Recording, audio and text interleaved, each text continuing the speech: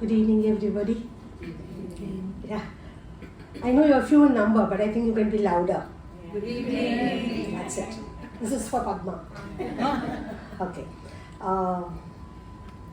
Rotary Club of Spotlighters, I can see a lot of people whom I know for ages, and I'm very happy to rejoin here through Padma. And having heard about all about Padma so far, it gives us an awe factor, doesn't it?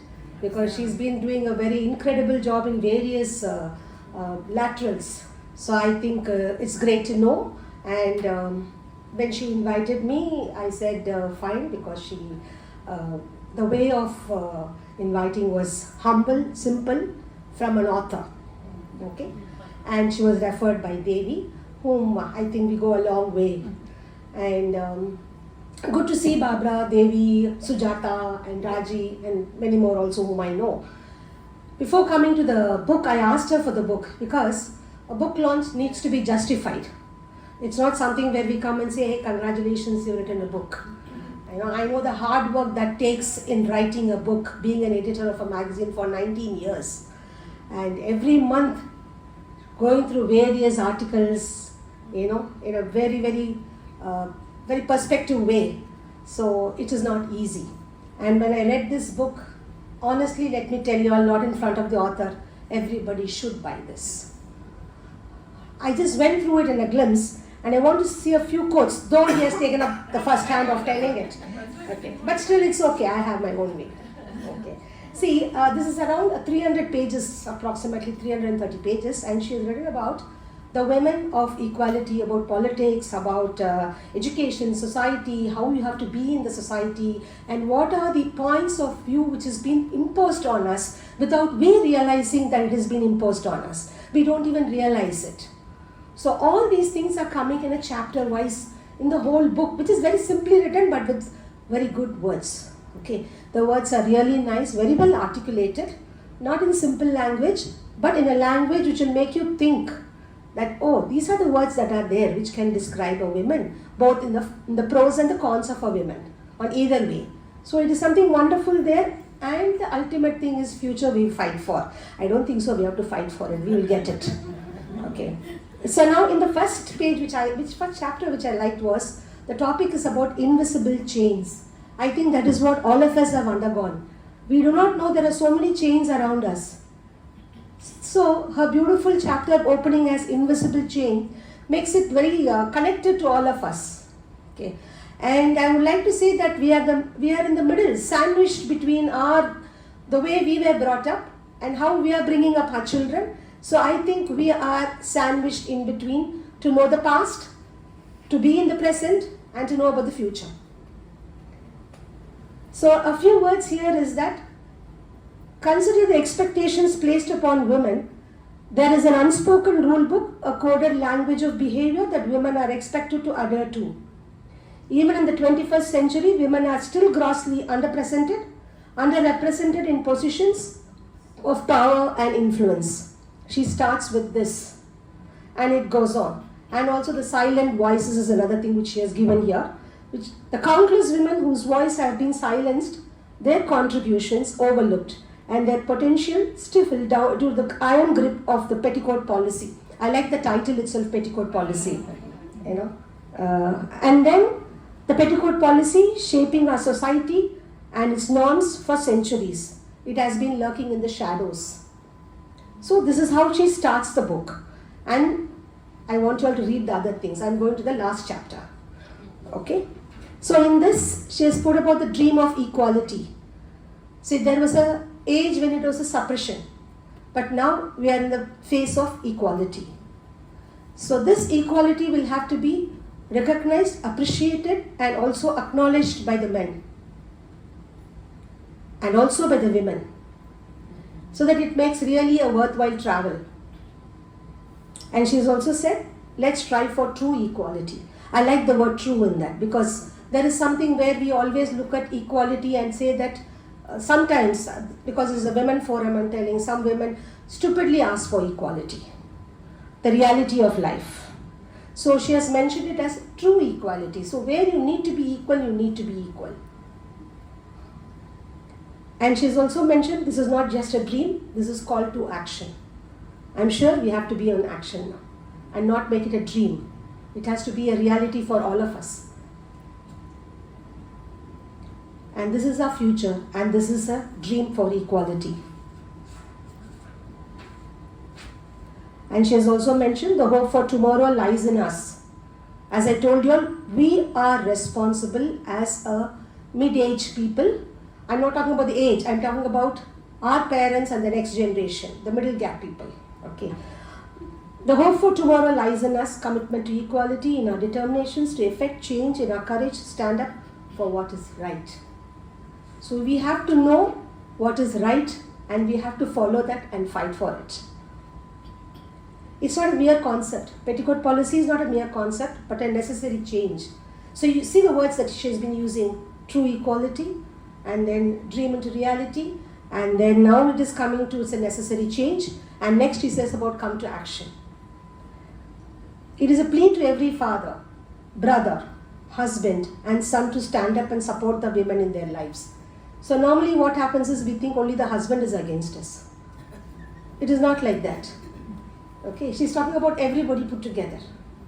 So how do we go through that? How do you pass through that? No? Men must be willing to share power and space. Next she's coming to the men. Okay. They must be ready to challenge their biases and prejudices. I'm sure they are also changing their way. It's not like those days again. And another important point which she's telling is a shift in mindset. A shift in mindset is very important for everybody. It's not a threat to men. Again, the next one. It's not a threat to men that women are asking for equality, but it's an opportunity for men. It is an opportunity for men to grow, to evolve, and to become better human beings. An opportunity for men to embrace equality, not out of obligation, but out of understanding and respect. So she's now bringing the point of, it is not who's superseding who, it is a question of understanding and respect. Thereby you give, let, and let's live. So she's creating a balanced society which she is looking forward to in this book. A society where men and women work together side by side in harmony and respect. So with that, the last phrase what she has given is, let us evolve as human beings. I think that is an absolute nailed statement for this book which she has written. So I enjoyed going through this. So I just wanted to review that book and tell you all that please go through this book. But I also want to tell you all one thing now from my personal point of view. This is what the book says. Okay? And my personal point of view is that when we speak about equal rights, this is for the women. Are we molded mentally, physically, psychologically to accept the real equality? This is a question which we women will have to give to ourselves. We all talk about freedom, we all talk about we need this, we need that, yes, everything. But subconsciously, we women feel, touch your heart and reply me for this.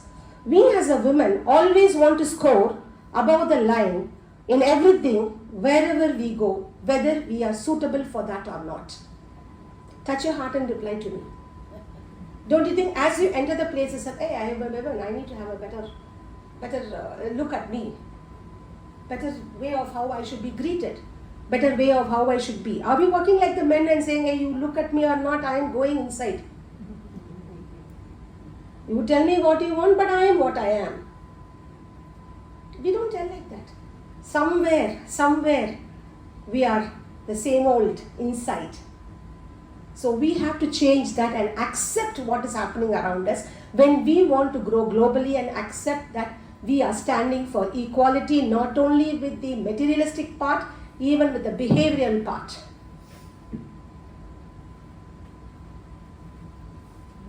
A woman has to be a woman, according to me, as God has made both genders with beautiful traits belonging to each one of them alone.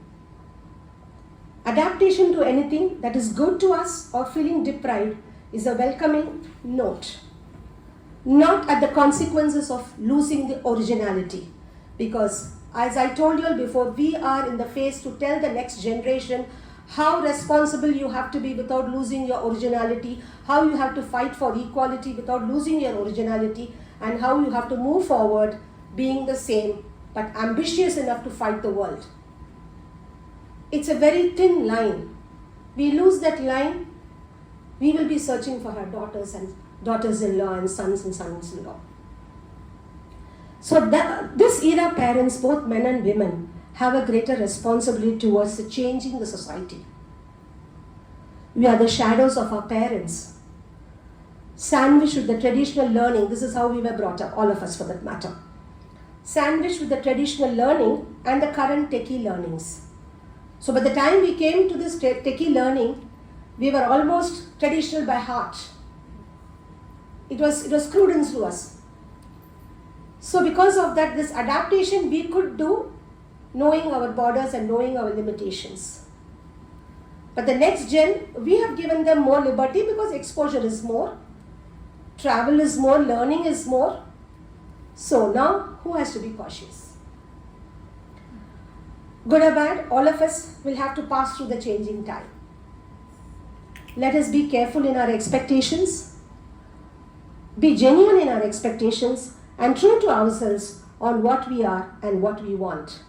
Let us have a clarity of everything because we are evolving and we have evolved. Men are also changing, no doubt in that.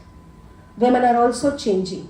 The deprivation for the women is not in one particular type of society. It is in another type of society which we have to work and struggle and see that they come out of it.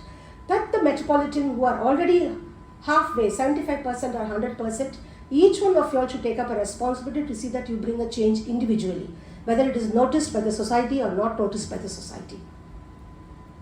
It is an individual responsibility of this particular era women. The thin line of this book is understanding and respect has to develop for both should be quoted. So with that, I'm sure we'll be able to move forward.